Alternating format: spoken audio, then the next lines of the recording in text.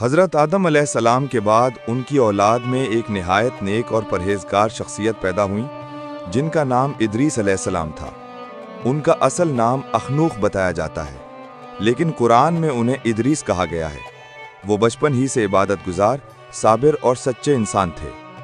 اللہ نے انہیں نبوت عطا کی اور وہ لوگوں کو نیکی، عبادت اور سچائی کی طرف بلانے لگے۔ وہ پہلے نبی تھے جنہوں نے قلم سے لکھنا شروع کیا اور کپڑے سینے کا فن سکھایا۔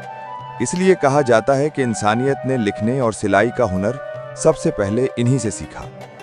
ادریس علیہ السلام کا ذکر قرآن میں آیا ہے، وَاذْكُرْ فِي الْخِطَابِ ادریس إِنَّهُ كَانَ صِدِّيقًا نَبِيًّا وَرَفَعْنَاهُ مَكَانًا عَلِيًّا، یعنی کتاب میں ادریس کا ذکر کرو، وہ بڑے سچے اور نبی تھے اور ہم نے انہیں بلند مقام پر اٹھا لیا۔ اللہ نے اپنی خاص رحمت سے حضرت ادریس کو آسمانوں کی سیر بھی کرائی۔ فرشتے انہیں بلند آسمانوں تک لے گئے، جہاں انہوں نے فرشتوں کو اللہ کی عبادت کرتے دیکھا اور خود بھی اس تسبیح میں شامل ہوئے۔ کہا جاتا ہے کہ وہ چوتھے آسمان تک اٹھائے گئے۔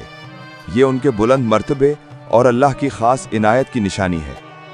حضرت ادریس علیہ السلام نے اپنی قوم کو ہمیشہ نصیحت کی کہ اللہ کی عبادت کریں، ایک دوسرے پر ظلم نہ کریں اور نیکی کے راستے پر چلیں۔ وہ خود بھی کثرت سے عبادت کرتے اور لوگوں کو صبر و شکر کی تعلیم دیتے۔ ان کی وفات کے بارے میں مختلف اقوال ہیں۔ بعض کہتے ہیں کہ ان کی روح آسمان پر قبض کی گئی اور بعض کہتے ہیں کہ وہ زمین پر ہی دنیا سے رخصت ہوئے۔ اصل حقیقت اللہ ہی بہتر جانتا ہے، مگر قرآن کے الفاظ ہمیں یہ بتاتے ہیں کہ اللہ نے انہیں ایک بلند مقام عطا کیا، جو ان کے عظیم مرتبے کی دلیل ہے۔ Where you can direct a voice, create realistic dialogue, and so much more. Add these placeholders to get started.